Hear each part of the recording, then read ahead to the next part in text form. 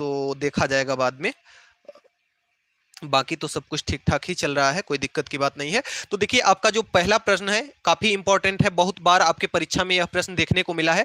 Muster roll क्या है तथा एमडीएम का आपको पूरा नाम बताना है। तो मस्टरोल देखिए क्या होता है कि जहां पे कुछ लोग अपना काम करते हैं, दैनिक मजदूरी जो करते हैं लोग, उनका जो हाजिरी का जो लेखा जोखा रहता है उसे हम क्या कहते हैं, मस्टरोल कहते हैं। और एमडीएम जो आपके स्कूलों में मध्याह्न मील जो होता है, भोजन की व्यवस्था, मध्याह्न भोजन की व्यवस्था जो होती है, mid day meal, M for mid, D for day, M for meal, यानी कि मध्याह्न भोजन की जो व्यवस्था की जाती है उसे हम क्या कहते हैं, एमडीएम कहते हैं। देखिए यह इंपॉर्टेंट प्रश्नों का सीरीज है। मैं सभी प्रश्नों के उत्तर का डिस्कशन इसमें नहीं करूंगा, बस एक बार मैं प्रश्न दिखा देता हूं। मैंने सोचा था कि कुछ आप लोगों की जो भी इससे संबंधित कुछ प्रॉब्लम हो, क्वेरी हो, उनका सोल्यूशन किया जाए, लेकिन पता ना क्यों शायद सर्वर की वजह से एक बार ऐसे कट भी गया लाइव सेशन, और अभी कमेंट भी शो नहीं हो रहा है आप लोगों का, तो हो सकता है कुछ सर्वरल इशू हो, और चलिए देखा जाएगा, कोई बात नहीं। प्रश्न संख्या दूसरा जो है आपका, घरेलू उत्पादन का आपको क्या बताना है, अर्थ बताना है। तो देखिए सकल घरेलू उत्पादन क्या होता है, आपके देश में जितने भी तैयार माल हैं, जितनी भी मतलब प्रोडक्ट तैयार किए जाते हैं, उनका जो मूल्य होता है ना, सभी तैयार माल का जो मूल्य होता है, उनका मूल्यों का जो योग होता है, वह क्या कहलाता है, सकल घरेलू उत्पादन कहलाता है। और आपको राष्ट्रवाद और अति राष्ट्रवाद में क्या बताना है, अंतर बताना है। राष्ट्रवाद का मतलब कि जो कार्य राष्ट्र के हित के बारे में किया जाए, यानी कि राष्ट्रवाद वह होगा जो हमेशा राष्ट्र के हित के बारे में सोचेगा। और अति का मतलब क्या होता है, अति का मतलब बहुत ज्यादा उपद्रव टाइप का होता है। तो यही राष्ट्रवाद का एक उग्र रूप है आपका अति राष्ट्रवाद। इसमें आपको अंतर बताना है, जो कि आपके उत्तर में दिया गया है। उत्तर सीट आपको ग्रुप के माध्यम से प्रोवाइड कर दी जाएगी, वहां से आपको, आप इसका तैयारी अच्छे से कर लीजिएगा, एक बार सबको पढ़ लीजिएगा, रिवाइज कर लीजिएगा। बाकी जो आप लोग थोड़ा बहुत पढ़े हैं उसमें, और जो इसमें बताया गया है, इससे बाहर का मुझे उम्मीद है कि आपके पेपर में नहीं आएगा। अगला है आपका शांति आंदोलन के उद्देश्य। जैसा कि नाम से स्पष्ट है, शांति आंदोलन। शांति, शांति का मतलब जहां शांति व्यवस्था भंग रहे, शांति व्यवस्था बनी रहे, शांति व्यवस्था भंग ना हो, और जहां पे औजारों का, हथियारों का प्रयोग ना किया जाए, वही आपका क्या है, शांति आंदोलन का उद्देश्य है। तो इस प्रकार से देखिए सामाजिक विज्ञान के बहुत सारे प्रश्न ऐसे होते हैं कि जो कि एकदम बिल्कुल कॉमन सेंस पर भी आधारित होते हैं, जिसे आप आसानी पूर्वक बिल्कुल कॉमन सेंस के साथ हल कर सकते हैं, और उसके उत्तर को बड़ा से बड़ा भी आप चाहें तो बना करके अपने से लिख सकते हैं। अगला है कि ग्रामीण अधिकारों के प्रकारों को आपको क्या करना है, बताना है। ग्रामीण अधिशासी के प्रकार आपको बताना है। देखिए जो गांवों का कुछ प्रकार होता है इसमें, उसको आपको क्या करना है, उसके बारे में डिस्कशन करना है, बताना है। तो इसको भी आप देख लीजिएगा एक बार। और अगला है, शीत युद्ध से आप क्या समझते हैं। शीत युद्ध से आप क्या समझते हैं। देखिए किसी को धोखे में रख करके एक तरह से युद्ध करना क्या कहलाता है, शीत युद्ध कहलाता है। अगला आपका है, सूचना का अधिकार अधिनियम क्या है। देखिए सूचना का अधिकार अधिनियम जो है 2005 में आपका आया, और 2005 में सूचना का अधिकार अधिनियम जब आया, तो सूचना का अधिकार अधिनियम यही कहता है कि यदि कोई सरकारी फंड से कोई कार्य हो रहा है आपके ग्राम समाज में, तो आपको उस सरकारी फंड के बारे में जानने का, उस सरकारी फंड के बारे में जानकारी प्राप्त करने का पूरा आपको छूट है, पूरी आजादी है। आप संबंधित अधिकारी से उस की जानकारी ले सकते हैं कि आपके गांव में जो निर्माण कार्य चल रहा है, वह आप कितनी लागत से मिलकर के बन रहा है, और कब तक यह कंप्लीट होगा। ये मतलब जो नॉर्मल चीजें हैं, नॉर्मल जो जानकारी है,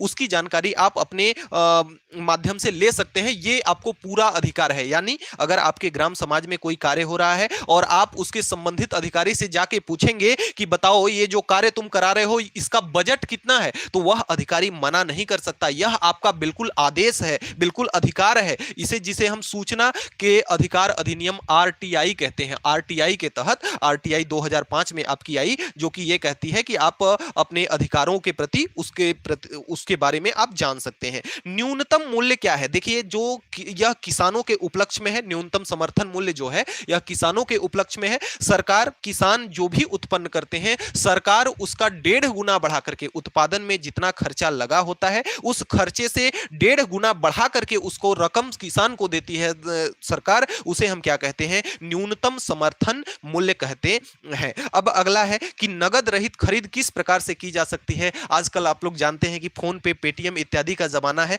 तो नगद रहित खरीद यानी कि जिसमें नगद पैसा न दिया जा रहा हो, ऑनलाइन ट्रांजैक्शन हो रहा हो, तो नेट बैंकिंग हो सकता है, यूपीआई हो सकता है। यूपीआई के अंतर्गत आपका फोन पे, पेटीएम, गूगल पे ये सब आ जाएंगे। तो इसको आप लोग अपने से भी लिख सकते हैं, कोई इसमें रॉकेट साइंस नहीं है, नंबर बहुत नहीं कटता है। अगर आप ने उत्तर को अच्छे ढंग से लिखा है तो आपका नंबर विशेष नहीं कटेगा, इसमें नंबर कटने की कोई बात नहीं है। तो आप इसको लिख सकते हैं इस प्रकार से। अब बाजार से आप क्या समझते हैं? देखिए कितने अच्छे अच्छे प्रश्न सामाजिक विज्ञान में होते हैं जो कि आपके दैनिक जीवन से भी संबंधित होते हैं। तो बाजार से आप क्या समझते हैं? तो ऐसा जगह, ऐसा स्थान जहां पे वस्तुओं का क्रय और विक्रय किया जाता हो, वह क्या कहलाता है? आपका बाजार कहलाता है।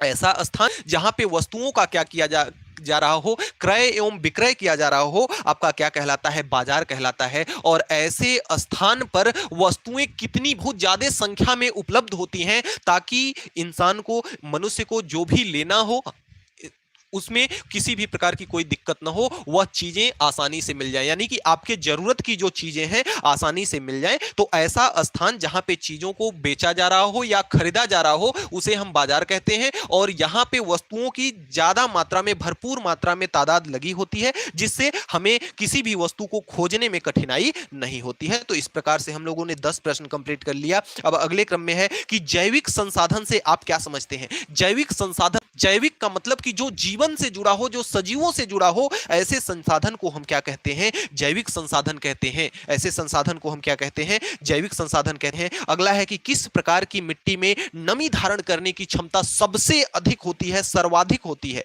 तो जो आपकी काली मिट्टी होती है ना, कौन सी मिट्टी? जो आपकी काली मिट्टी होती है, काली मिट्टी में जो नमी धारण करने की क्षमता है वह क्या होती है? सर्वाधिक होती है। रूसी क्रांति के 2 कारण लिखिए। देखिए रूस में जो क्रांति हुई उस शायद मुझे लगता है कि 1917 में क्रांति हुई रूस की, अगर इसका डेट मुझे क्लियर पता नहीं है, आप लोग देख लीजिएगा, इसके उत्तर में लिखा हुआ है जो आपको प्रोवाइड कराया जाएगा। तो रूसी क्रांति के 2 प्रमुख कारण क्या थे जानते हैं? सबसे पहली चीज की वहां पे तानाशाही थी, लोगों के अंदर सामंजस्यता नहीं थी, लोगों के अंदर क्या थी? तानाशाही की व्यवस्था थी, राजसी व्यवस्था थी। इस कारण भी हुआ, कुछ आर्थिक स्थिति के भी डैमेज होने के कारण हो गया। सबसे पहली चीज की देखिए, ये सब प्रश्न है क्रांति। क्रांति का मतलब क्या हुआ? कि लोगों में असंतोष व्याप्त हो जाना। तो इसके उत्तर को आप अपने से भी बना करके लिख सकते हैं कि भाई लोगों के बीच असंतोष क्यों व्याप्त होगा? आपके घर में कलह क्लेश क्यों होता है? क्योंकि जैसे हो सकता है कि आपके घर में जितने भी सारे लोग हैं उनकी मानसिकता एक ना हो, इस कारण भी आपके घर में कलश हो सकता है। या फिर आप जो अपनी बात मनवाना चाहते हो वह बात न मानी जा रही हो, इसलिए भी लड़ाई हो सकता है, इसलिए भी कलह हो सकता है। यानी कि कहने का मतलब कि आपके यहाँ क्या हो? असमंजसता की भावना हो, तो इस कारण भी कलश हो सकता है। तो इसके 2 कारण तो आप अपने से भी बना करके लिख सकते हैं। आप अपने दैनिक जीवन से इसको जब जोड़ लेंगे ना तो उत्तर अपने आप आना शुरू हो जाएगा। आयात कर और निर्यात कर। आयात का मतलब यह होता है कि जो सामान बाहर से आता है, देखिए हमारे देश की जितनी भी आवश्यकता है केवल हमारे देश से ही पूरी नहीं होती। कुछ सामान हमारा देश विदेशों को भी देता है और कुछ सामान विदेशों से हमारे देश में भी आता है। तो जो सामान विदेशों से हमारे देश में आता है और उस पर जो हमें टैक्स देना पड़ता है, जो हमारी सरकार उसे टैक्स देती है, उसे हम कहते हैं आयात कर।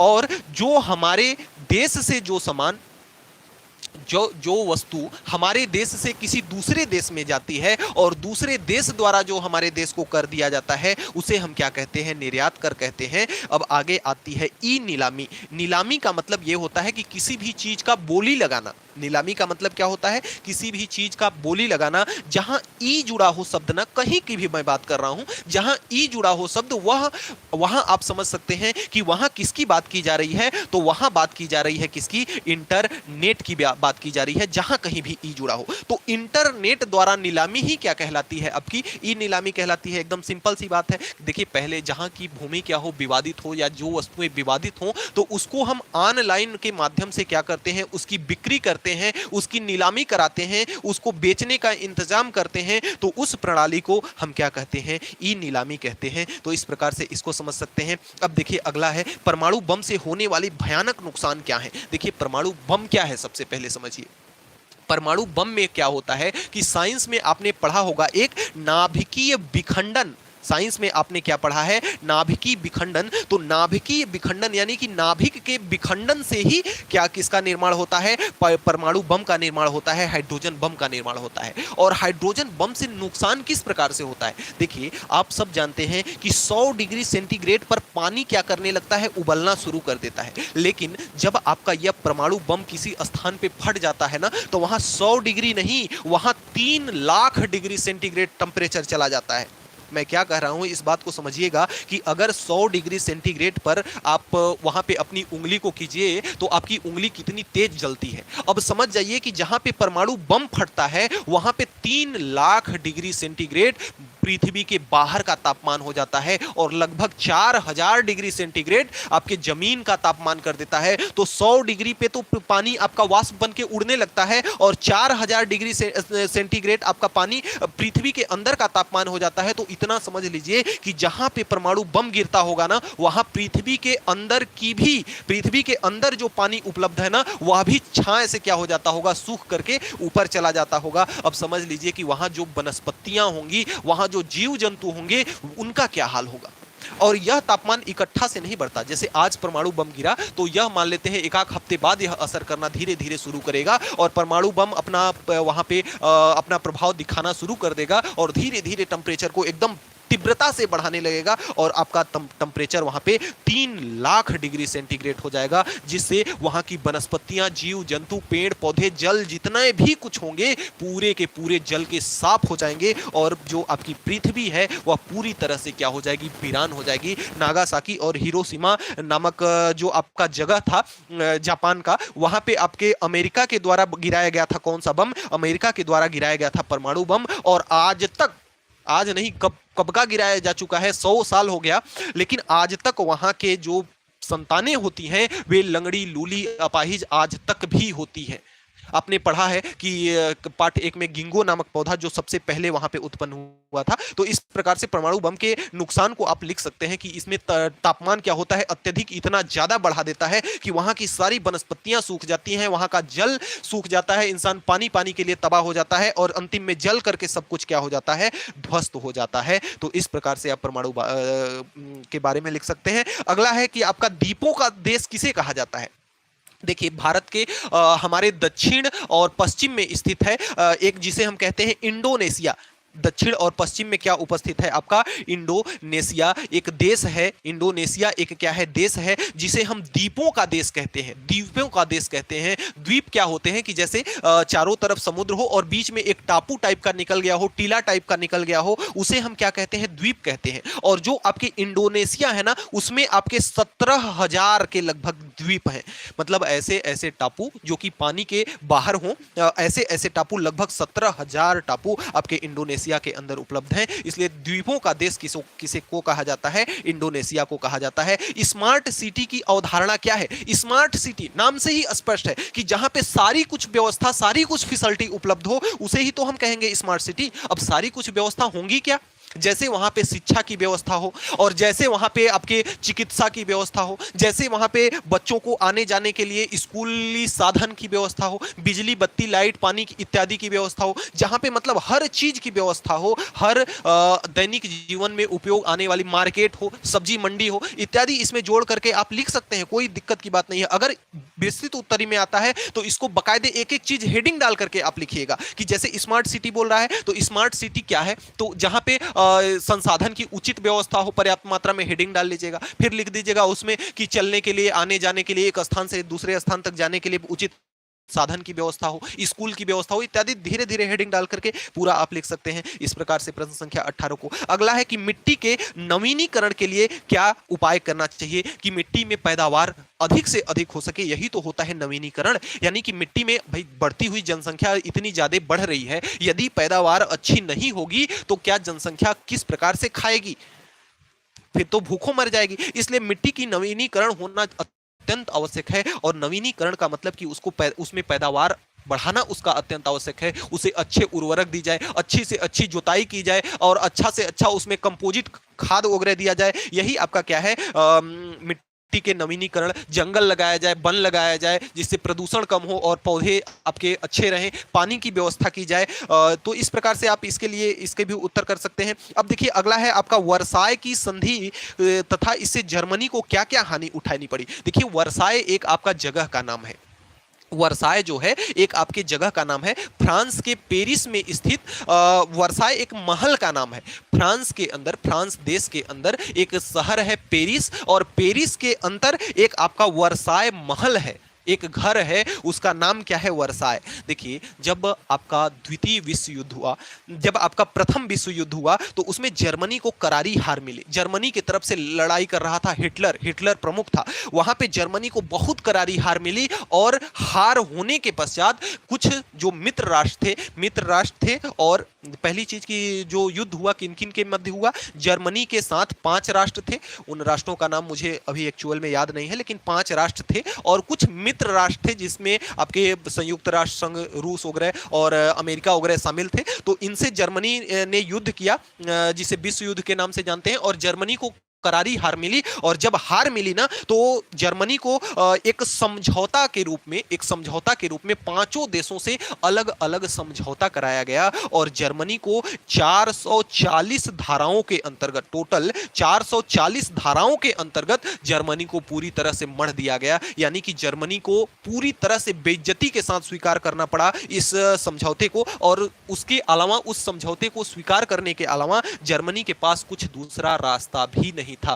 प्रथम विश्व युद्ध हुआ, पूरी तरह से जर्मनी तहस नहस हो गया। भाई जब सामने वाला पूरी तरह से तहस नहस हो जाएगा, पूरी तरह से हार मान जाएगा, तो जो सामने वाला उसके जो कहेगा वो तो उसको करना ही पड़ेगा। तो देखिए जो मित्र राष्ट्र थे उन्होंने 440 पूरा उससे क्या कराए, 440 अनुच्छेद कराए, उसमें से कुछ इसके जमीन पे भी कब्जा कर लिए, और बोल दिए कि आज के बाद से जर्मनी तुम किसी और देश पे कब्जा नहीं कर सकते। ये 440 धाराएं जो थी, उन धाराओं के मध्य मतलब ऐसे ऐसे कुछ जैसे बोल रहा है ना कि जर्मनी को क्या क्या हानि उठानी पड़ी, तो उसके सैन्य व्यवस्था को भी कम करना पड़ा जर्मनी को, और उसके वह कुछ अपने भूभाग से भी हाथ धो बैठा, यानी कि उसके कुछ स्थान पे भी कब्जा कर लिया गया। और दूसरी चीज की जर्मनी को यह बोला गया कि जो 5 देशों को तुम अपने साथ लेकर मुझसे लड़ने आए थे, तो उन 5 देशों को जो जो हानि हुई तुम ही उसको पूरा करोगे, क्योंकि युद्ध के जिम्मेदार सिर्फ और सिर्फ तुम हो। तो इस प्रकार से वर्साय की संधि और जर्मनी को आप इस प्रकार से समझ सकते हैं। अगले क्रम में आपका है कि भारत में पुरुषों की अपेक्षा महिलाओं का साक्षर दर की कम है, इसका मुख्य कारण बताइए। तो इसका मुख्य कारण जो है ना, साक्षर दर के कमी होने के कारण कि महिलाओं को आज़ादी नहीं दी जाती है किसी भी कार्य में। जैसे देखिए आप लोग कि लड़के हैं, कहीं भी मस्त पान गुटखा खा करके फर्स्ट क्लास क्या है कि किसी भी गुमटी, किसी भी चौराहे पे घूम रहे हैं, कोई बोलने वाला नहीं है कि बेटा पढ़ोगे कि नहीं पढ़ोगे, स्कूल जाओगे कि नहीं जाओगे। लेकिन लड़कियों का देखिए, बेचारी घर में उनको रहना भी है, घर के काम भी करना है, और काम करने के पश्चात वो अपनी पढ़ाई भी कर रही हैं, फिर भी उनको बोलने वाले, ताना मारने वाले कितने लोग रहते हैं। तो ये सब जो दीनहीन आज के समाज की जो स्थिति है ना, यही सब महिलाओं को पीछे होने का क्या है, कारण है। ये सब चीजें जब आप दैनिक जीवन से अपने रिलेटेड करके सोचोगे ना, तो आपको इतना सारे इसमें टॉपिक आने लगेंगे कि अपने आप इसके उत्तर को आप इतना छाप दोगे ना कि लगेगा आपको कि अरे यार मेरे से अच्छा तो कोई किया ही नहीं होगा। तो इस प्रकार से आप लिख सकते हो। अब देखिए 1917 की जो क्रांति है, जिसे हम रूस की क्रांति भी कहते हैं, इसमें आपको क्या करना है, एक टिप्पणी लिखना है। देखिए रूस में कुछ अराजकता आ जाने के कारण यह क्रांति हुई थी, और रूस के कुछ आंतरिक व्यवस्था ही सही नहीं थी, जिसके कारण यह क्रांति हुई। इसकी टिप्पणी आपके उत्तर में दी जाएगी, आप इसको लिख सकते हैं। सामाजिक आंदोलन क्या है और इसके कारण क्या है। देखिए हमारे समाज के लिए कुछ ऐसी चीजें हैं जिनका हमें एकदम सख्त जरूरत होती है। तो उन जरूरतों को पूरा करने के लिए समाज के द्वारा एक क्या किया जाता है, आंदोलन किया जाता है, जिसे हम क्या कहते हैं, सामाजिक आंदोलन कहते हैं। इसके कारण क्या है, इसके कारण यह है कि हमारे जो संप्रभु होते हैं, जैसे गांव में आपके सरपंच हो गए, गांव में आपके मुखिया हो गए, वे सब क्या करते हैं, अपने दायित्वों का निर्वहन नहीं करते हैं। और जब वे अपने दायित्वों का निर्वहन नहीं करेंगे, तो जो वहां के सामाजिक लोग होंगे,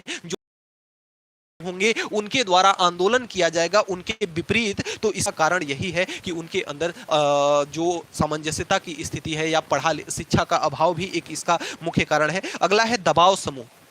जैसे आपने नाम सुना होगा, कहीं कहीं पे होता है बजरंग दल, तो कोई दल, फलाने दल, ढिमाके दल, तो फलाना समूह, तो फलाना, ये मतलब एक संघ होता है। और वह संघ क्या करता है कि आपके अधिकारों के लिए आप आने वाली सरकारों पर या राजनीतिक दलों पर क्या करता है, दबाव बनाता है, जिसे हम क्या कहते हैं, दबाव समूह कहते हैं। फिर से एक बार देखिए, दबाव समूह नाम से ही स्पष्ट है, सब कुछ आपके नाम में ही छुपा हुआ है कि आपके अधिकारों के लिए किसी राजनीतिक सत्ताधारी पर दबाव देना, दबाव देने वाले ग्रुप को, दबाव देने वाले लोगों को हम क्या किस नाम से जानते हैं, दबाव समूह के नाम से जानते हैं, जो कि हमेशा आपके हित के लिए कार्य करता है। तो इसको आप इस प्रकार से समझ सकते हो। अगला है कि नए युग को मीडिया के युग के नाम से क्यों जाना जाता है। तो अब बताइए इसमें क्या कौन सी बताने वाली बात है। आप सब जानते हैं कि आज मोबाइल का युग है। अगर आज मीडिया का दिन नहीं होता तो मैं यहां जो लाइव क्लास ले रहा हूं, मैं यहां पे जो भी स्क्रीन पर लिख रहा हूं, मैं यहां जो भी बातें आपको बता रहा हूं,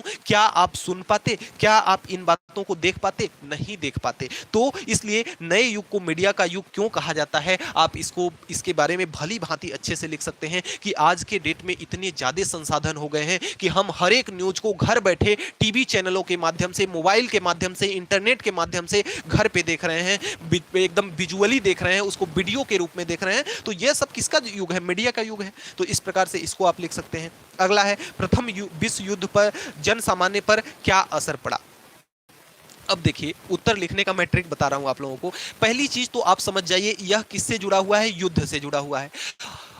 ये मान लीजिए कि कहीं पे भी अगर लड़ाई हो रही है तो क्या उस युद्ध से कोई फायदा होने वाला है, बिल्कुल नहीं होने वाला है। न तो पहले पक्ष को होगा न तो दूसरे पक्ष को होगा। यानी कि जब कभी भी दोनों पक्षों के मध्य युद्ध जब होगा तो ना तो एक पक्ष को फायदा होगा और ना ही दूसरे पक्ष को फायदा होगा। और युद्ध में हमेशा क्या होती है, जाने जाती हैं, जन धन की क्या होती है, हानि होती है। तो अगर आप प्रथम विश्व युद्ध के बारे में कुछ भी नहीं पढ़े हो तो भी आप लिख सकते हो, लेकिन थोड़ा सा बस आप इसमें डेट याद रखना, युद्ध का डेट याद रखना। देखिए जो प्रथम विश्व युद्ध हुआ था ना, वह 28 जुलाई 1914 से 28 जुलाई 1914 से आपके 11 नवंबर 1918 यानी कि टोटल 4 साल चला था। देखिए डेट आप नहीं भी लिखेंगे तो भी कोई दिक्कत नहीं है, लेकिन सबसे पहली हेडिंग में आप यही लिखेंगे कि प्रथम विश्व युद्ध 1914 से लेकर के 1918 तक चला, जिसमें काफी जनधन की हानि हुई। और यह मित्र राष्ट्र और आपके एक उसको कहते हैं संघ राष्ट्र, मित्र राष्ट्र तो और संघ राष्ट्र तो एक ही होते हैं। मित्र राष्ट्र और एक कोई और राष्ट्र था, गुरु राष्ट्र या कुछ और था। आप इसके उत्तर को पढ़ लीजिएगा, थोड़ा सा पता हो जाएगा, अभी मुझे याद नहीं आ रहा है। तो इनके मध्य ये हुआ और इस पे देखिए सामान्य जनधन की हानि कैसे हुई और इस पर असर कैसे पड़ा। देखिए शुरू की बात थी, जब युद्ध शुरू हुआ 1914 में, तो लोगों के प्रति इतना आक्रोश था, इतना मतलब उनके अंदर अपने देश के प्रति प्रेम था। जैसे आप खुद सोचिए कि अगर कोई संकट आपके देश के ऊपर आता है तो आपको ये तो बिल्कुल लगेगा कि चलो अपनी जिंदगी को मैं देश के प्रति ही कुर्बान कर देते हैं, भारत माता के ही प्रति कुर्बान कर देते हैं। तो स्टार्टिंग में जब युद्ध शुरू हुआ 1914 में, तो लोगों की धारणाएं कुछ इसी प्रकार से थी कि मेरे देश की बात है, और हर घर से एक युवा निकला और सैनिक में जाके भर्ती हुआ, हर घर से एक युवा निकला और सैनिक में जाकर के भर्ती हुआ। लेकिन युद्ध के बाद कुछ स्थिति ऐसी आ गई कि इतनी मतलब लोगों की जाने गई कि मतलब कुछ जो युवा निकले थे वे कुछ तो मतलब वापस आ गए, वो भी लंगड़े लूले अपंग में आए वापस, और उसमें से बहुत सारे युवा घर वापस लौट भी नहीं सके। और जब इस प्रकार की स्थिति बन गई ना, इस प्रकार की जब भयावह स्थिति बन गई, तो सब देश प्रेम जो था सब तेल लेने चला गया और लोग शांति शांति का मांग करने लगे, शांति शांति की भीख मांगने लगे, शांति शांति का पुकार करने लगे। तो इस प्रकार से आप प्रथम विश्व युद्ध के बारे में इस प्रकार से आप लिख सकते हैं, कोई इसमें दिक्कत की बात नहीं है। अगला है जनसंख्या विस्फोट हमारे समाज के लिए किस प्रकार घातक है। अब आप समझिए कि जनसंख्या वृद्धि से आपको क्या नुकसान हो रहा है। आप खुद सोचिए, अपने घर की ही बात ले लीजिए कि जहां पे पहले आपके घर में जो जमीन जगह था या जो भी चीजें पैदा होती थी, आप कम लोग थे तो उन्हीं कम लोगों में वे चीजें बांटी जाती थी, तो ज्यादा हिस्सेदारी होती थी। और आज के डेट में इतनी जनसंख्या हो गई है कि लोगों के मध्य पारिवारिक कलश हो रहा है, लोगों को सरकारी सुविधाओं का लाभ नहीं मिल पा रहा है, कई तमाम प्रकार की समस्याएं हो रही हैं। इसलिए जनसंख्या जो विस्फोट है ना, वह हमारे समाज के लिए एकदम घातक सिद्ध हो रहा है, क्योंकि जनसंख्या जनसंख्या वृद्धि की वजह से आपको रोजगार नहीं मिल रहा है, बेरोजगारी की समस्या है, धन आपके पास पर्याप्त नहीं हो पा रहा है, धन की समस्या है। भाई बेरोजगारी जब रहेगी तो धन स्वाभाविक सी बात रहेगी, और इतनी ज्यादा बेरोजगारी है कि देख रहे हैं कि घर घर में लड़ाई है, किसी घर का मतलब आपसी तालमेल सही से नहीं है। तो ये सब कारण आप अपने से बना बना के भी लिख सकते हैं, क्योंकि जनसंख्या जब वृद्धि होगी तो तमाम प्रकार के कारण, तमाम प्रकार की दिक्कतों का सामना करना पड़ेगा।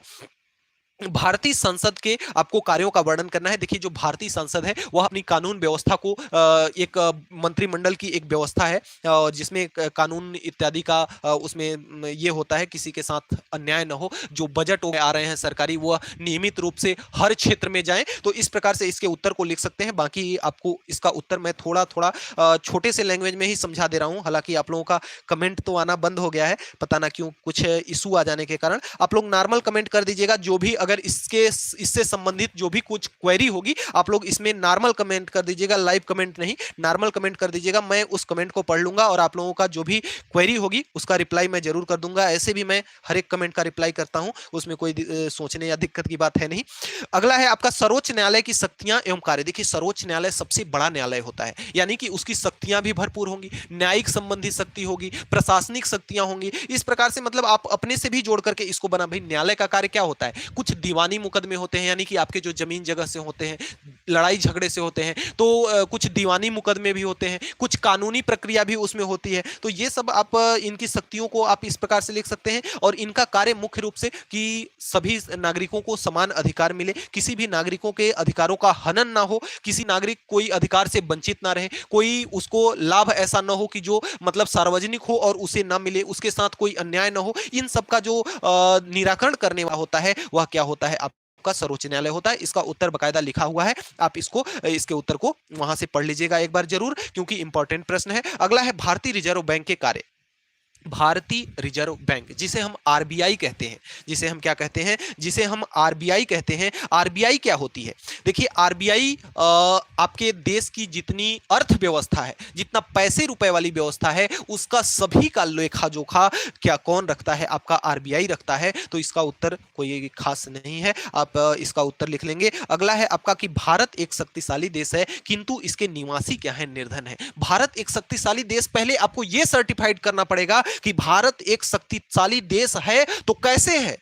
तो भारत एक शक्तिशाली देश कैसे है? भारत के पास हर एक औजार उपलब्ध है, हर एक संसाधन उपलब्ध है, हर एक तकनीकी उपलब्ध है, हर एक मीडिया संसाधन उपलब्ध है। तो इसलिए भारत हमारा क्या है? एक सर्वशक्तिशाली देश है। भारत एक निश्चित तौर पर सर्वशक्तिशाली देश है। इसको शक्तिशाली देश कहने में कोई अतिशयोक्ति नहीं होगी, कोई बुराई नहीं होगी, क्योंकि शक्तिशाली देश है किंतु इसके निवासी क्या है? निर्धन है। तो इसकी निर्धनता का सबसे बड़ा कारण क्या है? इसकी निर्धनता का सबसे बड़ा कारण क्या है? जनसंख्या है, जनसंख्या है। दूसरी आपकी क्या है कि यहां के लोगों की मानसिक स्थिति। तो जैसे आप इसमें हेडिंग डाल दे देंगे, अगर विस्तृत उत्तरी में आएगा तो आप हेडिंग डाल लीजिएगा जनसंख्या। अब जनसंख्या के बारे में आप कुछ भी उसमें लिख सकते हैं कि बढ़ती हुई जनसंख्या से हमारे देश में क्या है कि आज के युवा क्या हो रहे हैं कि बेरोजगार हो रहे हैं दिन प्रतिदिन। हमारे यहाँ मतलब बढ़ती जनसंख्या के कारण प्रदूषण भी तमाम प्रकार के उत्पन्न हो रहे हैं, जिससे तमाम प्रकार की समस्याएं आ रही हैं, रोग हो रहे हैं। इस प्रकार से मतलब जनसंख्या में लिख सकते हैं।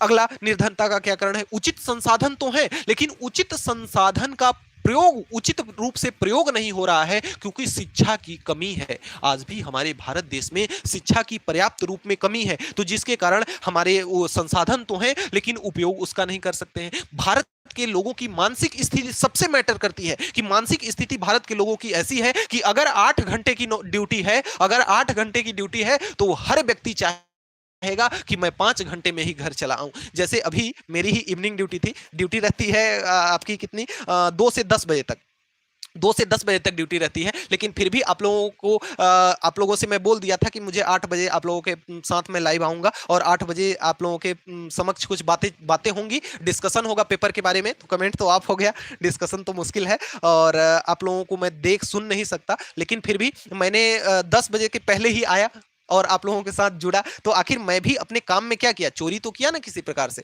तो यही आपकी मानसिक स्थिति भी कुछ इसमें निर्भर करती है। अब अगला है आपका कि निर्वाचन आयोग के कार्यों का वर्णन कीजिए। आप स्वयं से सोचिए कि निर्वाचन आयोग क्या करता है। निर्वाचन, निर्वाचन का मतलब जो मतगणना होती है आपके घर गांव में, आपके देश में, आपके प्रदेश में जो मतगणना होती है वही तो है निर्वाचन। अब निर्वाचन आयोग क्या करता है, जो भी प्रत्याशी खड़ा होता है उस प्रत्याशी का छानबीन करता है, उसको चुनाव चिन्ह आपका प्रोवाइड कराता है, चुनाव चिन्ह उपलब्ध कराता है, और जो आपकी मतगणना की जो सूची होती है, सूची कंप्लीट करता है। भाई आप जब 18 वर्ष के कंप्लीट होते हैं, 18 वर्ष के जब आप हो जाते हैं तो आप मत देने का आप अधिकारी हो जाते हैं, आप वहां मतलब मतदान अपना कर सकते हैं। तो आखिर आपकी सूची में नाम रहेगी तब तो उन सब सूची का जो लेखा जोखा करता है, उस सूची को जो बनाता है, कौन बनाता है, निर्वाचन आयोग बनाता है। यह भी साथ में देखता है कि जो चुनाव में आप देखते होंगे कि आचार संहिता लग जाता है कि आप चौराहे पे 10 लोग खड़े नहीं हो सकते हैं एक जगह, आप देरी रात से घूम नहीं सकते हैं किसी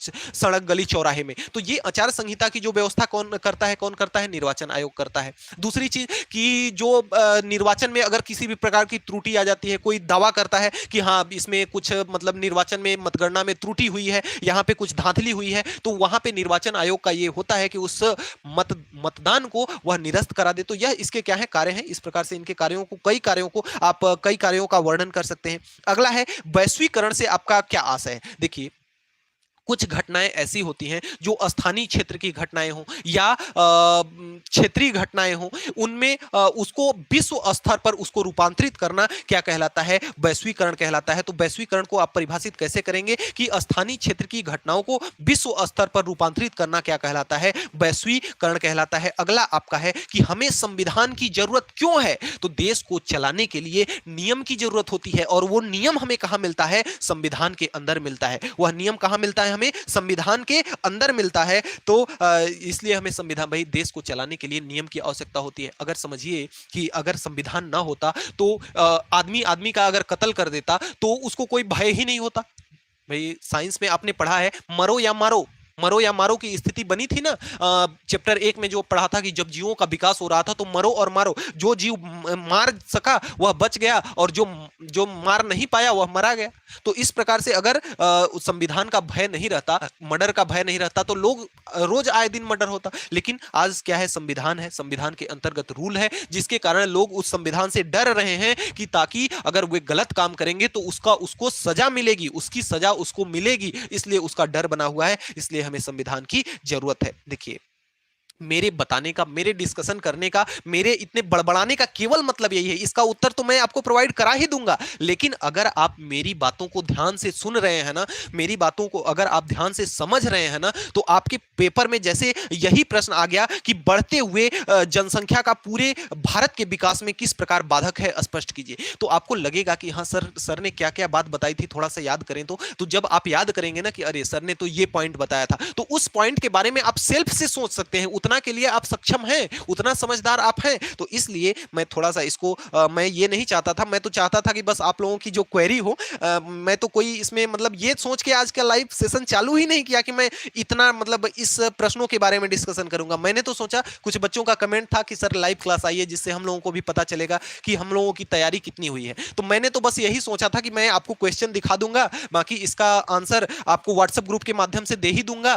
तो बस प्रश्न ऐसे ही दिखा देता हूं, 2-4 क्वेरी आप लोगों की जो हो उसको सॉल्यूशन कर लेता हूं। लेकिन फिर मुझे लगा कि थोड़ा सा इसके बारे में डिस्कशन कर ही ले। थोड़ा सा हो सकता है कि आप पेपर में जब बैठे और मेरी बातें आपको याद आ जाए। कोई जरूरी नहीं है कि मैंने ये बताया है तो यही आए, कोई जरूरी मैं ये नहीं है कि जो आपको पता है वही लिखें। लेकिन यहां जब मैं जिस तरीके से बता रहा हूं, अगर आप मेरे तरीके को फॉलो करते हैं, अगर आप मेरे तरीके को पकड़ते हैं, तो आप निश्चित तौर पर प्रश्न क्या कह रहा है, प्रश्न के भाव को आप समझ पाएंगे। और जब भाव को समझ लेंगे प्रश्न को के ना, जब आप प्रश्न के भाव को समझ पाएंगे ना, तो वह उत्तर आपको अपने आप आना शुरू हो जाएगा, अपने आप उसके अंदर टॉपिक आपको मिलना शुरू हो जाएंगे। अब बढ़ती हुई जनसंख्या के बारे में मैं आपको 2-4 शब्द बोलूं, इसकी कोई जरूरत नहीं है, इसके बारे में अब आप लोग अच्छे से जान चुके हैं। उत्खनन।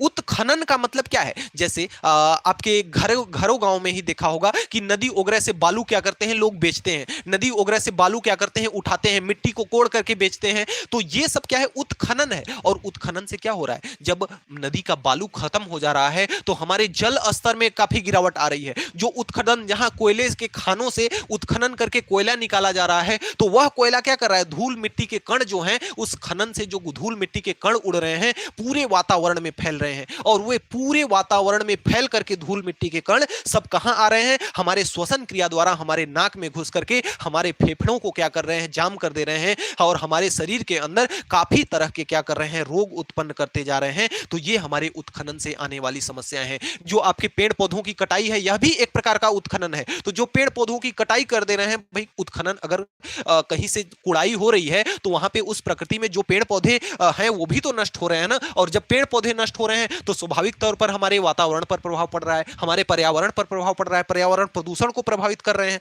तो इस प्रकार से इसके आपको इसको लिख सकते हैं। भूमि प्रबंधन क्यों आवश्यक है? भूमि प्रबंधन क्यों आवश्यक है? भूमि प्रबंधन यानी भूमि का प्रबंध करना। भूमि प्रबंध का मतलब होता है, प्रबंध का मतलब होता है व्यवस्था। प्रबंध का मतलब क्या होता है? व्यवस्था। तो भूमि को व्यवस्था करना, भूमि की व्यवस्था करना। बढ़ती हुई जनसंख्या को ध्यान में रखते हुए, बढ़ती हुई जनसंख्या को ध्यान में रखते हुए बहुत सारी आपके आसपास में बंजर भूमि है जिसमें कुछ नहीं होता, जिसमें आपकी केवल झाड़ियां उग रहे हैं, उसमें खेती बाड़ी फसल नहीं होती। उस खेती बाड़ी फसल, उस झाड़ी को काटकर उस मिट्टी में उर्वरक को डाल करके उस बंजर भूमि को उपयोग युक्त भूमि हम बना रहे हैं। तो यह क्या है? भूमि प्रबंधन है। और भूमि प्रबंधन आवश्यक क्यों है? क्योंकि बढ़ती हुई जनसंख्या के को ध्यान में अगर देखा जाए तो बढ़ती हुई जनसंख्या जैसे जैसे बढ़ रही है, हमें भूमि की आवश्यकता होगी ही होगी। अगर भूमि नहीं है हमारे पास, अगर जितना घर है हमारा उतनी ही अगर हमारे पास भूमि है, तो हम उसमें खेती क्या करेंगे? और खेती अगर नहीं करेंगे तो खाएंगे क्या? तो इस प्रकार से आप भूमि प्रबंधन को आप लिख सकते हैं। हिंदू कोड बिल क्या है? देखिए, हिंदू कोड बिल क्या है? यह 1945 में जब बाबा साहब भीमराव अंबेडकर जी थे, तो 1945 में इन्होंने हिंदू कोड बिल जो था उसमें महिलाओं के कुछ अधिकार क्षेत्र को का उन्होंने चर्चा किया था। लेकिन इस हिंदू कोड बिल को पारित नहीं किया गया। इसी वजह से जो बाबा भीमराव अंबेडकर बाबा साहब थे, उन्होंने अपना त्यागपत्र भी दे दिया था। तो इसके बारे में भी आप लिख सकते हैं, उत्तर में आपको मिल जाएगा। अगला है कि महिलाओं को बेहतर शिक्षा बनाने के लिए क्या क्या उपाय करना चाहिए? अब बताइए कि इसमें आप लोग इसको अपने से बना के नहीं लिख सकते हैं। भाई, महिलाओं को शिक्षा क्यों नहीं मिल पा रही है, पहले ये देखिए। तो उनको शिक्षा इसलिए नहीं मिल रही है क्योंकि उनको पूरी तरह से स्वतंत्रता नहीं मिल रही है, पूरी तरह से आजादी नहीं मिल पा रही है। तो उनकी शिक्षा को बेहतर बनाने के लिए सबसे पहला कदम क्या होना चाहिए? उनको आजादी देना चाहिए। तब तो जाके वो उनको आजादी जब मिलेगी, जो कार्य आपके लड़के कर रहे हैं, जो कार्य लड़के कर सकते हैं, अगर उस कार्य में लड़कियों को भी आजादी मिले तो क्यों ना उनका शिक्षा व्यवस्था बेहतर हो, उनको भी अच्छे से अच्छे स्कूल में पढ़ाया जाए। ऐसे यहाँ तो ये होता है कि अगर लड़का है तो उसको अच्छे बढ़िया प्राइवेट स्कूल में इंग्लिश मीडियम में लिखवा दो, और जो लड़की है उसको जाने दो सरकारी में क्या करना है, उसके शादी ब्याह होगा, दूसरे घर चली जाएगी। तो ये सब जो मानसिकता है इसको आपको कम करना होगा, इन मानसिकता को दूर करना होगा, तब जाकर के महिला शिक्षा व्यवस्था क्या होगी? बेहतर हो पाएगी।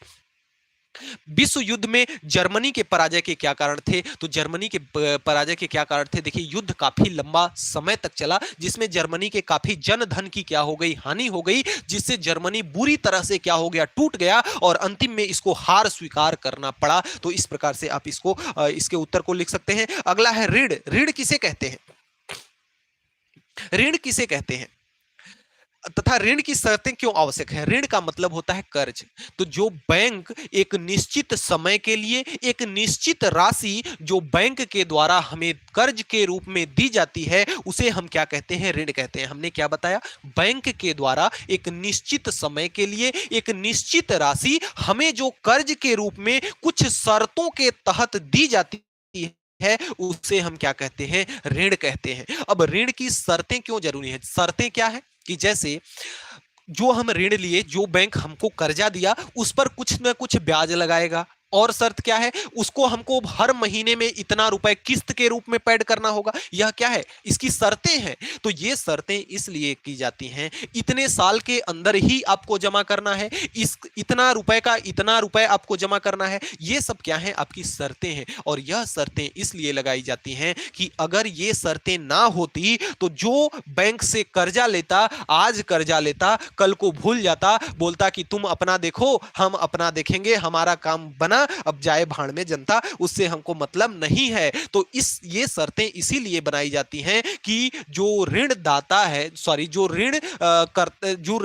ले रहा है, वह ऋण का भुगतान कर सके, ऋण का भुगतान समय अवधि के रहते कर दे। इसके लिए क्या बनाई जाती है, इसके लिए शर्तों की आवश्यकता पड़ती है। तो इसका उत्तर आप इस प्रकार से लिख सकते हैं, प्रधानमंत्री के कार्य। प्रधानमंत्री के कार्य 2 4 10 कार्य जो हैं आप इसमें लिख लीजिएगा। पहली चीज तो यह मंत्रिमंडल का क्या होता है, हेड होता है। प्रधानमंत्री जो है मंत्रिमंडल का क्या होता है, हेड होता है। और प्रधानमंत्री क्या करता है, प्रधानमंत्री के कार्य और क्या है, जैसे यह किसी भी नियम, जो संसद में जो कोई भी नियम पारित होता है उसमें 2/3 बहुमत के द्वारा वह नियम पारित होता है और प्रधानमंत्री की अध्यक्षता में होता है। दूसरी चीज कि जो बहुमत दल का नेता होता है उसको हम क्या बनाते हैं, प्रधानमंत्री बनाते हैं। यानी मंत्रिमंडल का क्या होता है, हेड होता है। मंत्रिमंडल के कार्यों को क्या करता है, क्रियान्वित करता है। तो इस प्रकार से प्रधानमंत्री के कार्य आप लिख लेंगे। निर्वाचन आयोग के प्रमुख 6 कार्य आपको बताना है। तो निर्वाचन आयोग के प्रमुख कार्यों के बारे में हमने अभी चर्चा किया ही, उसको भी आप लिख लेंगे। सार्वभौमिक वयस्क मताधिकार। सार्वभौमिक का मतलब यह हुआ कि जितने भी लोग हैं, जितने भी सर्वसाधारण लोग हैं, सब इसमें आ जाएंगे। तो सार्वभौमिक वयस्क मताधिकार क्या है, सार्वभौमिक मताधिकार यह है कि जितने भी आपके वयस्क नागरिक हैं, उन सभी वयस्क नागरिकों का मत करने का जो अधिकार है समान होना चाहिए। किसी के जाति, धर्म और धन के इत्यादि के आधार पर उनके मताधिकार को वंचित नहीं रखना चाहिए। आप देखते होंगे कि जो करोड़पति है वह भी मतदान देने जाता है तो वह भी लाइन में लगता है। ऐसा तो नहीं है कि उसके लिए अलग लाइन बनी होती है। तो सबके लिए समान अधिकार होता है मतदान करने के लिए, सभी के लिए, सभी वयस्कों के लिए समान अधिकार होता है, जिसे हम सार्वभौमिक अधिकार कहते हैं। तो इसका उत्तर आप इस प्रकार से लिख सकते हैं, सरकारी बजट क्यों जरूरी है और बजट का चर्चा क्यों किया जाता है।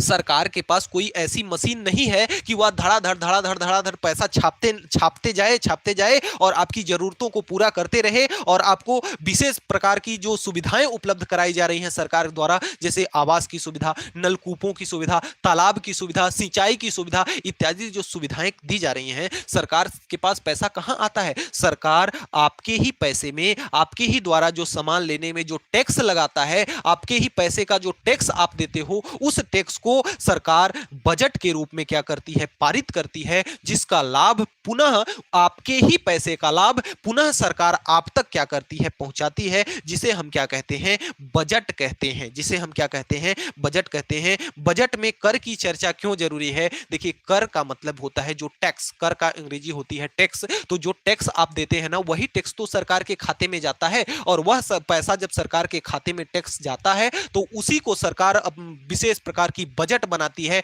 और उस बजट का निर्धारण अलग अलग प्रकार से करती है। कि जैसे देखिए, जो आपका ये क्षेत्र जो ज्यादा पिछड़ा है उसके लिए ज्यादा बजट हो, जो क्षेत्र कम पिछड़ा है उसके लिए कम बजट हो, ताकि जो ज्यादा पिछड़ा है वह भी ऊपर उठ सके। तो इस प्रकार से आप बजट के बारे में काफी कुछ बता सकते हैं। अगला है कि जर्मनी कहां चला गया यार। हाँ, अगला है देखिए 46 नंबर का आपका प्रश्न है। कह रहा है क्या कि यदि जर्मनी विश्व युद्ध में जीत जाता तो संपूर्ण देश पर क्या प्रभाव पड़ता। देखिए, हमने जैसा कि बताया कि जर्मनी का जो प्रमुख था लीडर, वह कौन था, हिटलर था। जर्मनी का जो प्रमुख लीडर था वह कौन था, हिटलर था। और यकीन मानिए कि जो हिटलर आपका था उसकी विचारधाराएं इतनी गंदी थी, इतनी गंदी विचारधाराएं थी उसकी कि अब क्या बताया जाए। अब देखिए उसकी विचारधाराएं कुछ इस प्रकार की थी कि जैसे वह सोचता था कि जर्मन के अलावा जितने भी लोग हैं, जर्मनी के अलावा जितने भी लोग हैं, वह एक क्या है, दास हैं। जर्मनी के अलावा जितने भी लोग हैं वह वे सब क्या है, दास हैं, और उनको एकदम जूतों के नीचे रखा जाना चाहिए। उनको कहां रखना चाहिए? जूतों के नीचे रखा जाना चाहिए।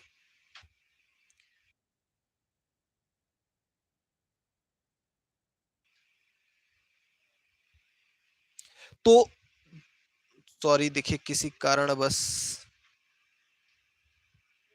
हाँ तो देखिए हम क्या बता रहे थे कि जो आपका हिटलर था, उस विचारधाराएं इतनी गंदी थी, हिटलर की विचारधाराएं इतनी गंदी थी कि वह जर्मन के अलावा दूसरे लोगों को बिल्कुल कुछ समझता ही नहीं था। और वह उसकी विचारधाराएं इतनी गंदी थी कि उसको लगता था कि जर्मनी को पनपने के लिए और जर्मनी को विकास करने के लिए उसे एक मस्त से जगह की जरूरत है। यानी कहने का मतलब कि जर्मनी के विकास के लिए, जर्मनी के पनपने हेतु उसको जगह की जरूरत है, एक विशेष प्रकार की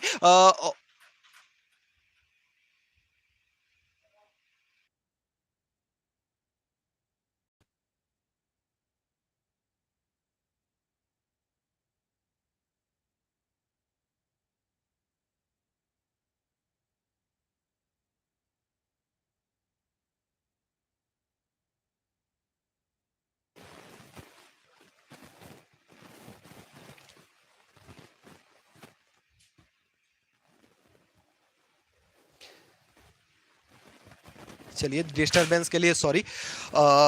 तो हमने हमने बता रहा था हिटलर के बारे में। तो हिटलर जो था, इसकी जो नीतियां थी इतनी गंदी थी, वह अपने देश के वासियों को यानी कि जर्मन वासियों को यह शिक्षा देता था, सैनिकों को वह यह बताता था कि तुम जो सामने वाले यानी कि जर्मन के बाहर वाले जो देश है ना, उनके यहाँ के सैनिक ऐसे हैं, उनके यहाँ के सैनिक ऐसे हैं कि जैसे तुम चढ़ाई करोगे डर के मारे वे पीछे हो जाएंगे, उनके अंदर कोई दम दिलासा नहीं है, वे हिम्मत तुरंत हार जाएंगे और हमारी क्या हो जाएगी, जीत हो जाएगी। ऐसे करके वह अपने सैनिकों को क्या करता था, प्रोत्साहित करता था। दूसरी चीज कि अपने जनता के मध्य इतना मतलब वह कूटनीति भर दिया था कि हर एक जनता को उसने यह बता दिया था कि जर्मनी मैं जब दूसरे देशों पर अपना आधिपत्य स्थापित कर लूंगा, इस युद्ध के दौरान मैं जब दूसरे देशों को जीत लूंगा, दूसरे देशों को अपने अंडर में कर लूंगा, तो वहां की जो जितनी सारी संपत्तियां हैं यह सब हमारी हो जाएंगी और इनका उपयोग आप लोग आराम से कर सकते हो, तो आप लोगों की जिंदगी क्या हो जाएगी, एकदम चौड़े से कट जाएगी। मतलब इस प्रकार की सोच रख करके वह चला था विश्व युद्ध करने, और जिससे उसको करारी हार मिली और उसको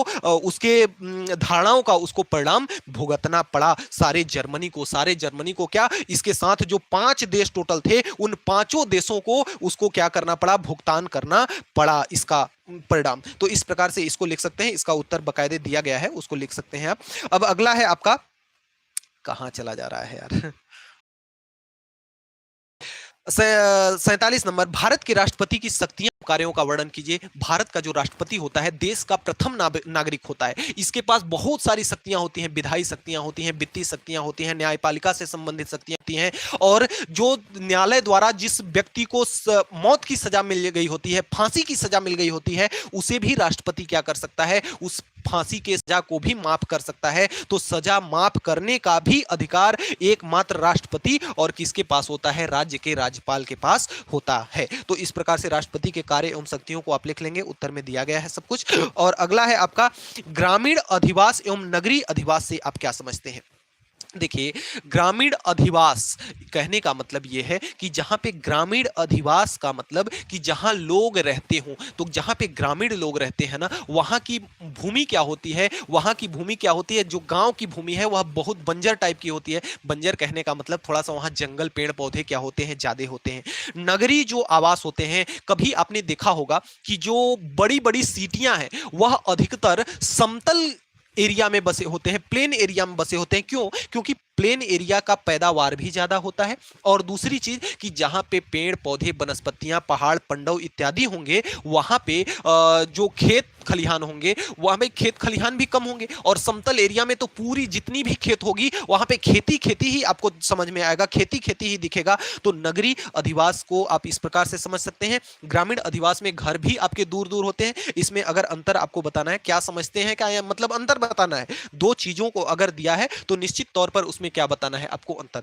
तो ग्रामीण में आप देखते होंगे घर गांव में सबसे पहला अंतर आप देखते होंगे कि जो गांव में घर होते हैं ना, वह दूर दूर, काफी दूर दूर होते हैं। एक घर यहां होगा तो एक घर वहां, एक घर वहां, एक घर वहां, तो दूर दूर काफी घर होते हैं। जो नगर में आवास होते हैं, अधिवास यानी कि लोगों के रहने का जो स्थान होता है नगर में, वहां पे जो घर होते हैं, जो मकान होते हैं, जो बिल्डिंग होते हैं, एकदम पास पास होते हैं। कभी कभी तो ऐसा भी हो जाता है बड़े बड़े शहरों में कि आपकी नीचे वाली फ्लोर किसी और की है और ऊपर वाली फ्लोर कुछ किसी और की है। तो ये सब इसमें अंतर है। दूसरी चीज कि जो ग्रामीण जो होता है, यहाँ पे वन, हरियाली इत्यादि भरपूर होती है। जो नगरीय आवास होते हैं, यहाँ पे वन इत्यादि भरपूर नहीं होते हैं। तो इसमें भी आप अंतर लिख सकते हैं।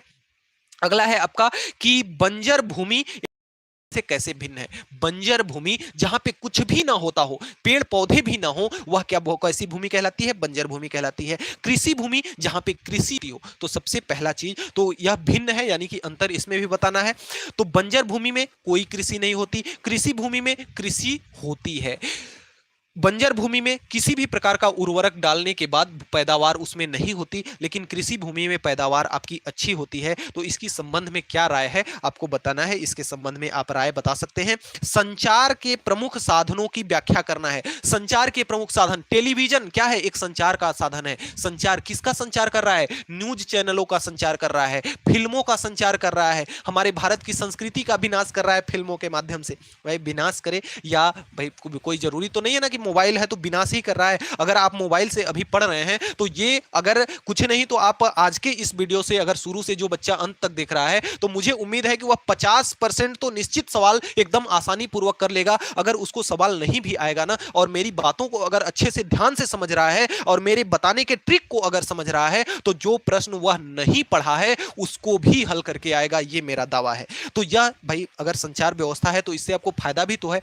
मोबाइल भी क्या है? एक संचार का व्यवस्था है। टेलीविजन जो है, पहले जमाने के जो फोन आते थे, वह भी क्या है? एक संचार का माध्यम है। जो आपका टेक्स्ट करते हैं, जो आप कोरियर करते हैं, जो आप सूचना यहां से वहां पत्र के माध्यम से, डाक के माध्यम से भेजते हैं, वह भी क्या है? एक संचार का साधन है। तो इस प्रकार से आप इनको लिख सकते हैं। अगला है आपका कि एक लोकतंत्र और फीसवादी तानाशाह। देखिए लोकतंत्र वह होता है कि जहां पर सभी लोगों को अपनी अपनी आजादी मिली होती है, और तानाशाही ये होता है कि जैसे राजा, पहले जमाने के राजा महाराजा जो थे, आज भी जैसे उत्तर कोरिया जहां पे किंग जॉन जहां का राजा है, तानाशाह है, तो वहां पे क्या होता है कि किंग जॉन कह दिया कि बाल सबको इसी डिजाइन में कटवाना है, तो वहां की सारी जनता को उसी डिजाइन में बाल कटवाना पड़ेगा, चाहे उसकी इच्छा हो या इच्छा ना हो। तो तानाशाही में यही है कि हर कुछ तानाशाह के मर्जी से चलता है, जबकि लोकतंत्र में सब कोई अपने आप में स्वतंत्र है। चाहे तो आप दाढ़ी बढ़ा के घूमो, चाहे तो आप साधु बन के घूमो, चाहे तो आप कैसे भी घूमो, लेकिन लोकतंत्र में कोई भी आपको रोक टोक नहीं होती। तो इस प्रकार से लोकतंत्र और तानाशाह को आप समझ सकते हैं।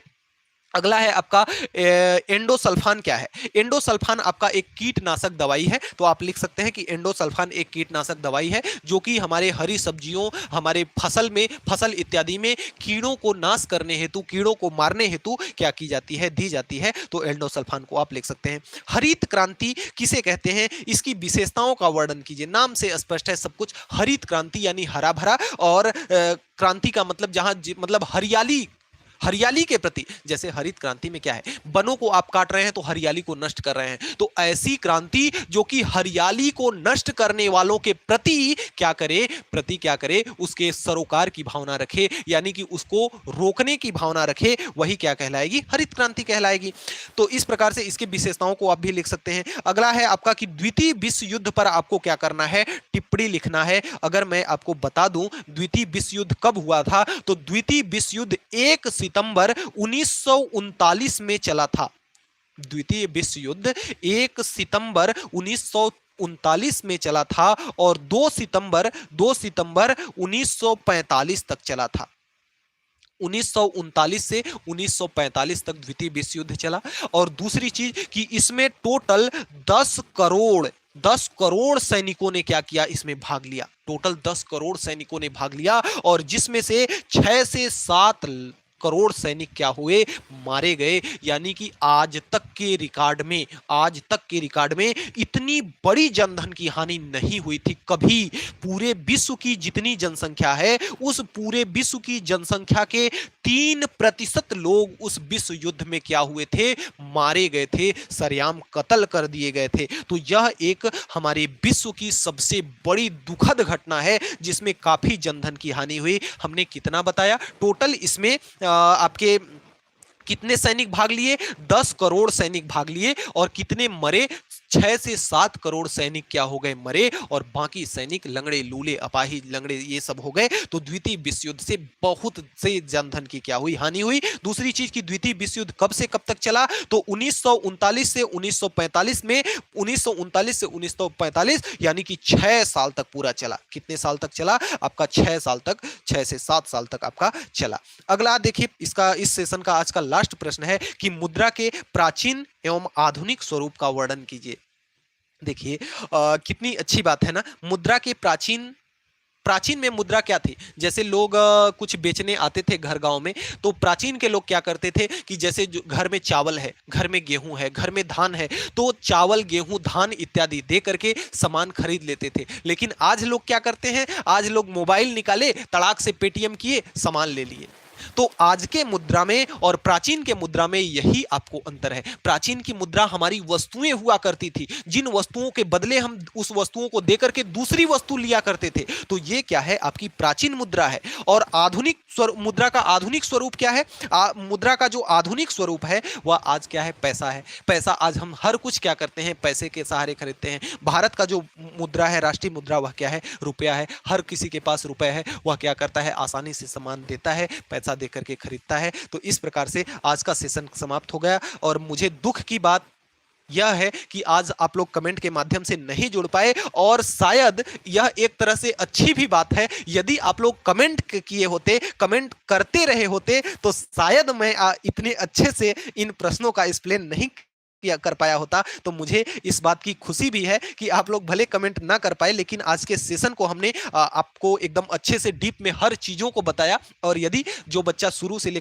करके अंत तक सेशन के साथ जुड़ा हुआ है, मेरी बातों को सुना है, उसको वो उस आज के इस वीडियो से कुछ जरूर इंस्पायर हुआ होगा, और उसके दिमाग की बत्ती जरूर कुछ ना कुछ खुली होगी, और पेपर में वह जरूर कुछ ना कुछ अच्छा प्रदर्शन करके आएगा। तो इस बात की खुशी भी है मुझे। और दूसरी चीज की जो भी अगर इस सेशन से संबंधित आपकी क्वेरी होगी, जो भी इस सेशन से संबंधित कोई आपकी बातचीत होगी, उसको आप इस वीडियो के नॉर्मल मैसेज में आप कमेंट करेंगे। मैं सभी बच्चों का कमेंट देखूंगा, सभी बच्चों के कमेंट का रिप्लाई करूंगा। और आप लोगों के प्यार के लिए, आप लोगों के इतने सारे प्यार के लिए आप लोगों का बहुत बहुत आभार। आइए तब चलते हैं, सेशन को समाप्त करते हैं। अगर फिर कुछ रहा तो लाइव सेशन लिया जाएगा। जो बच्चे ज़्यादा देरी से जुड़े हैं, और जिन बच्चों के पास मेरे व्हाट्सएप ग्रुप का लिंक नहीं है, अर्थात व्हाट्सएप ग्रुप के साथ नहीं जुड़े हैं, टेलीग्राम के साथ नहीं जुड़े हैं, तो वीडियो के इस लाइव सेशन के डिस्क्रिप्शन बॉक्स में आपको लिंक मिल जाएगी। वहां हमारे व्हाट्सएप ग्रुप का लिंक है,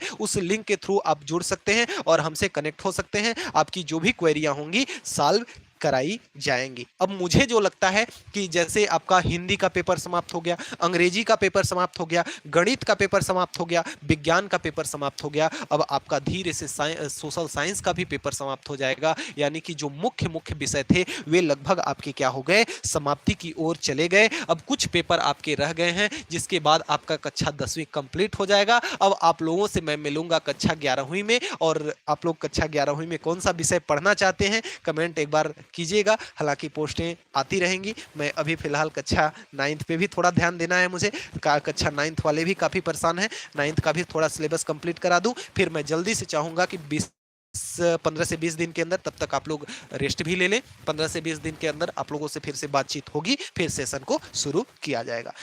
तो चलिए ठीक है, सभी बच्चों को शुभ रात्रि एक बार, और फिर मिलेंगे हम जल्दी ही आप लोगों से। तो आज इसी वाणी के साथ आज के सेशन को समाप्त किया जाता है। हाँ, एक बात और है, काफ़ी बच्चे बहुत ज़्यादा डिप्रेशन में रहते हैं। काफ़ी बच्चे बोलते हैं कि सर मेरा पेपर बैठ गया, मेरा पेपर खराब गया, तो सर थोड़ा सा मुझे बहुत टेंशन हो रही है, या अगले पेपर की टेंशन है। तो देखिए, टेंशन आप इस छोटे से एग्जाम के लिए टेंशन लेके क्यों चलते हो, मुझे इस बात का समझ नहीं आता है। मान लेते हैं आपका 50% ही आया, क्या बिगड़ गया? 50% ही आप ला लिए, क्या बिगड़ गया? आपने स्टडी अच्छे से की है ना, स्टडी आपने नियमित ढंग से की है ना, स्टडी आपने लॉजिक के साथ की है ना, तो वह स्टडी आपकी कभी बेकार नहीं जाएगी। यह आपके लाइफ का एग्जाम नहीं है। अभी लाइफ में बहुत सारे एग्जाम आपको देना है, बहुत सारी परीक्षाएं देनी है आपकी। जो आज का ये जो बेसिक तैयारी आपकी है ना, जो आपका जड़ है, जो 9वीं 10वीं होता है ना, एकदम बेसिक होता है। आज आप जो तैयारी कर लेंगे ना, इसी तैयारी के सहारे आप क्या क्या होंगे, ऊपर तक जाएंगे। आज आप साइंस को इतना डीप में पढ़े, तब आप समझ पाए कि साइंस क्या है। आज सोशल साइंस को आप इतना डीप में पढ़े, तब जाकर के समझ पाए कि सोशल साइंस क्या है। इसी प्रकार से जब आप इतना समझ चुके हो विषय को, तो अब आगे और भी ज्ञान आपका बढ़ेगा ना। 10वीं का परीक्षा मान लेते हैं कि 50% ही आया, कौन पूछ रहा है इसके परसेंट को आपको यार? किस परीक्षा में पूछा जा रहा है कि आप 10वीं में 90% लेके आओ? किस कंपटीशन एग्जाम में ये बोला जा रहा है कि आप 10वीं में 99% लेके आओ? किस कंपटीशन में ये पूछा जा रहा है कि आप फर्स्ट डिवीजन हो कि नहीं हो? किसी में नहीं पूछा जा रहा है। बस आपको ये देखना है वहां पर कि आप कंपटीशन कितना फाइट कर रहे हो, कंपटीशन में कितना आप स्कोर कर पा रहे हो, ये चीज आपको देखनी है। तो आप किसी भी बात का टेंशन बिल्कुल मत लें, चाहे पेपर आपका अच्छा बना तो भी और अच्छा नहीं बना तो भी, टेंशन किसी बात को आपको लेना ही नहीं है। बाकी मैं आपके साथ हूं, जितना मुझसे हो सकेगा आप लोगों की मदद मैं जरूर करूंगा, जितना मुझसे हो सकेगा अधिक से अधिक मैं आप लोगों की हेल्प जरूर करूंगा। चलिए, इसी बाणी के साथ इस सेशन को द एंड किया जाता है। बस हाँ, अगर आप लोग मुझे सच्चे दिल से मानते हो, मेरे आप लोग अगर स्टूडेंट हो, तो टेंशन आप लोग किसी भी बात की नहीं लोगे। मैं